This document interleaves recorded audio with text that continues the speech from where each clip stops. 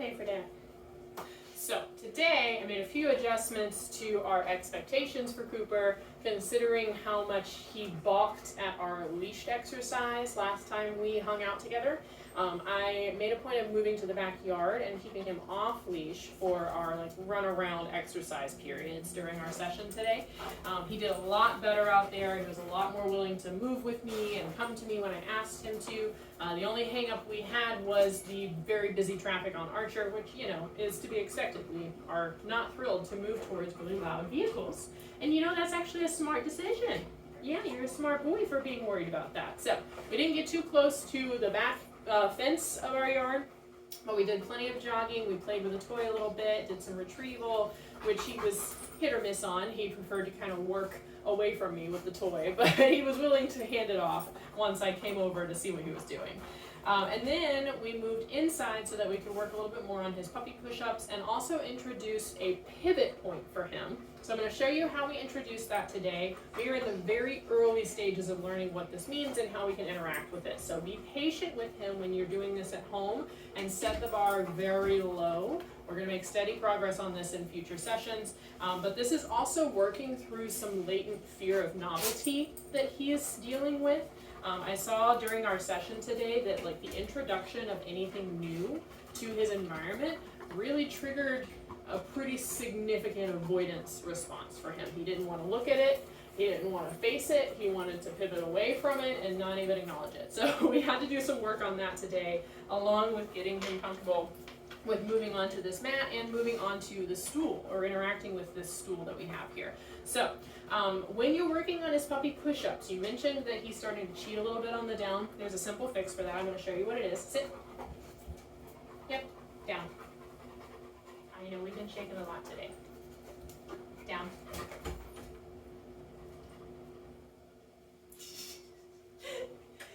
Cooper. Down. Oh, we're so used to the push-ups now. Down. Yep. So we're paying for the down now, basically. So we're removing payment for the sit. He can still do the sit. Yep, we love that. But we're only going to pay for the down now, and we're only going to pay him when his elbows fully hit the floor. Down. Yep. Oh, cheater. Down. Yep. So notice that I mark when I see his elbows hit. That is what we're capturing. Yep, we're capturing this choice. And sit. Whoop. Sit. Yep, good boy. But no food rewards. He can mark. You can mark for that sit, but he only gets paid in food for the complete down position. So that's how we're going to help hold him accountable for this puppy push-up. He needs to move all the way into the down and then come all the way back up into the sit. So we worked on that a little bit, and then I wanted to get him familiar with a pivot point. Yep, good boy. So right now I'm marking and rewarding when he leans over it. We have not graduated to actually touching the stool yet. But when I first brought this into the room, he didn't even want to look at it. So this is progress. He's willing to look at it. He's willing to lean over it. He's willing to touch this green mat, which it was another hang up for him, the fact that this mat existed. He didn't want to deal with that. So now he's willing to walk on it. And the goal for this pivot point is for him to put his 2 front feet on this stool. And then we're going to start having him move his back feet around and pivot with his front feet on the stool.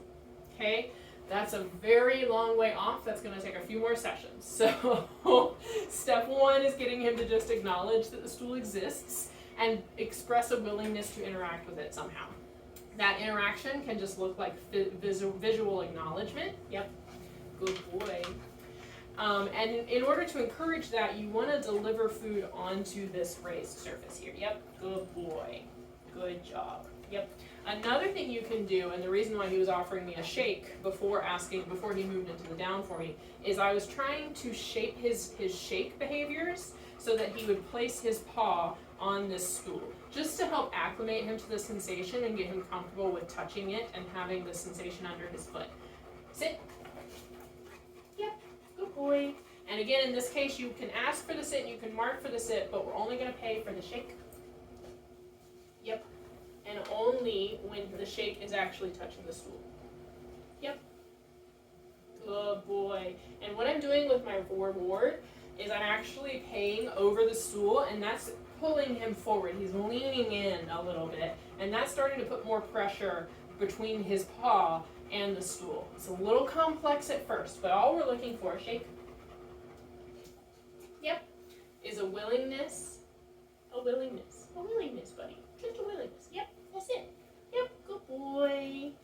To touch the stool, good job. And then we'll have a little jackpot for being so brave. Being so brave and touching the thing. Oh my goodness, I know it's hard work being a Cooper.